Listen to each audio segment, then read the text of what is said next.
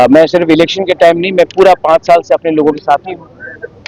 खराब समय में हो, अच्छे समय में हूँ, मैं अपने लोगों के साथ ही रहा हूँ।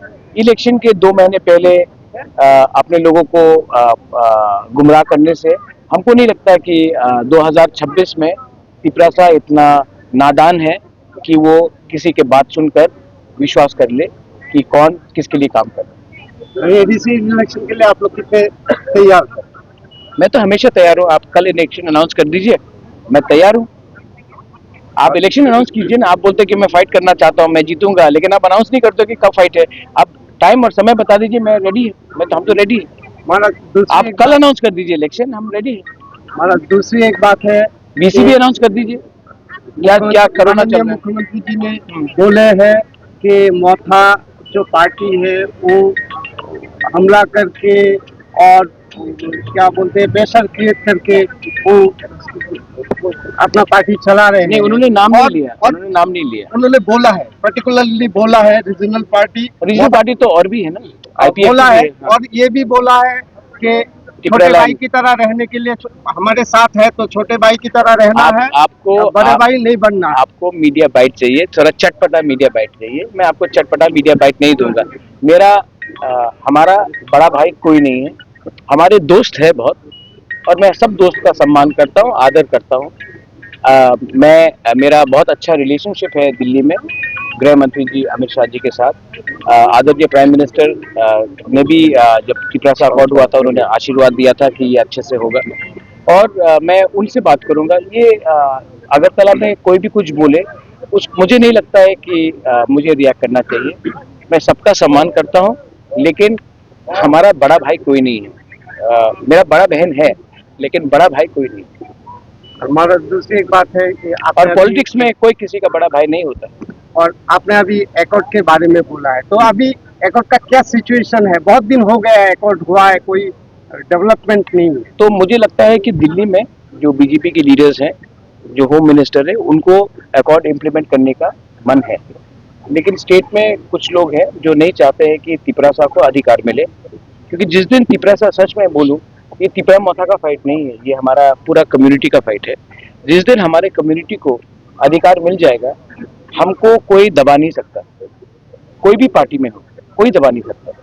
तो इसी के लिए एक दो लीडर्स हैं जो अगरतला से दिल्ली को बोल रहे कि अभी मत करो, हम एडीसी इलेक्शन जीतेंगे, उसके बाद हम लोग देखेंगे। तो ये उनका पॉलिटिक्स है, लेकिन मैं पॉलिटिक्स नहीं कर रहा हूँ। मैं चाहता हूँ कि जब अधिकार आए तो जो तिपरासा बीजेपी में भी है, उनके बच्चे को भी अधिकार मिले। जो सीपीएम में है, उनके बच्चे को भी अधिकार मिले। जो कांग्रेस में है, उनके बच्चे को भी अधिकार मिले।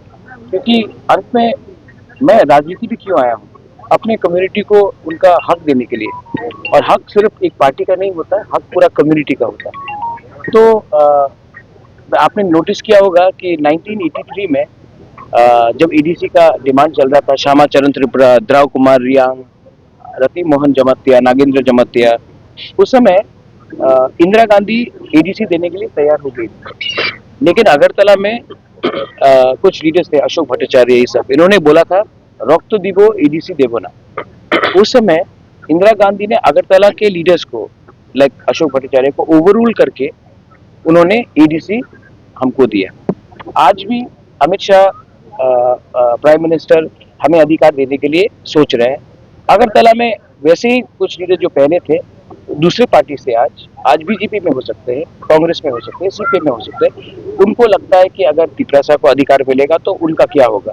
मैं सिर्फ उनको यही बात बोलना चाहता हूँ, हम कोई भी कम्युनिटी के विरुद्ध नहीं है, कोई भी पार्टी के विरुद्ध नहीं है। हम सिर्फ चाहते हैं कि हमारा जो गरीब तिपरासा, जो यहाँ के हानि भूसा है, संत सॉइल है, स्थानीय लोग हैं, उनका भविष्य अच्छा हो जाए। और अगर वो हो जाएगा तो विवाद ही खत्म हो जाएगा। लेकिन आप अगर एक कम्युनिटी को नीचे रखकर, दबाकर राजनीति करोगे, कभी ना कभी तो ये कम्युनिटी जवाब देगा। और हमको लगता है कि समय आ गया है, मैं भी समझ गया बहुत चीज, समय आ गया है कि ये पॉलिटिक्स नहीं, ये हमारा भविष्य के बारे है, हमारे बच्चे का भविष्य के बारे है। और अगर हम लोग एक हो जाएंगे तो हमें कोई रोक नहीं सकता। मगर बात क्वेश्चन ये है कि कुछ साल अपील नहीं, हिंदुस्तान में सबको अपना धर्म, मैं हिंदू हूँ, मेरे मुसलमान दोस्त हैं, मेरे क्रिश्चियन दोस्त हैं, मेरे बुद्धिस्ट दोस्त हैं। हिंदुस्तान में अधिकार है, कानूनी अधिकार है सबको अपना पूजा पाठ करना, प्रेयर करना, नमाज पढ़ना, प्रार्थना करना। अगर कोई धर्म के नाम में ये सब बात करेगा तो असली मुद्दा में कोई बात नहीं कर रहा है। जैसे कि हम अपना अधिकार के बारे में बात कर रहे हैं, कोई मंदिर के बारे में बात कर रहा है, कोई मस्जिद के बारे, कोई गिरजा के बारे। मुझे लगता है कि अगर हम लोग, जो कॉमन आम जनता है त्रिपुरा का, अगर हम लोग ये झूठ को समझ ले तो असली बात पे हम बात करेंगे, जो है बेरोजगारी, जो है हमारा स्कूल का हालत, हमारा हॉस्पिटल का हालत, हमारे यूथ को नौकरी नहीं मिल रहा है। और वो सब में हमारा रास्ते 1 साल के बाद कॉन्ट्रैक्ट मिलता है, 1 साल के बाद रास्ता बिगड़ जाता है, तो कॉन्ट्रैक्टर कितना काट खा रहा है। ये सब में हमको बात करना चाहिए, लेकिन क्योंकि वो बात में हम करना नहीं चाहते ये लोग, इसके लिए लोग धर्म का पॉलिटिक्स करते हैं। मुझे लगता है कि हिंदुस्तान में शांति रहना चाहिए और वायलेंस नहीं होना चाहिए। मस्जिद हो, मंदिर हो, चर्च हो, बुद्ध मंदिर हो, और जो लोग ईश्वर के ऊपर विश्वास भी नहीं करते, जो एथियस्ट है, उनका भी सम्मान होना चाहिए, क्योंकि ये देश हम सबका है, किसी एक धर्म या किसी एक भाषा या किसी एक लोगों का नहीं।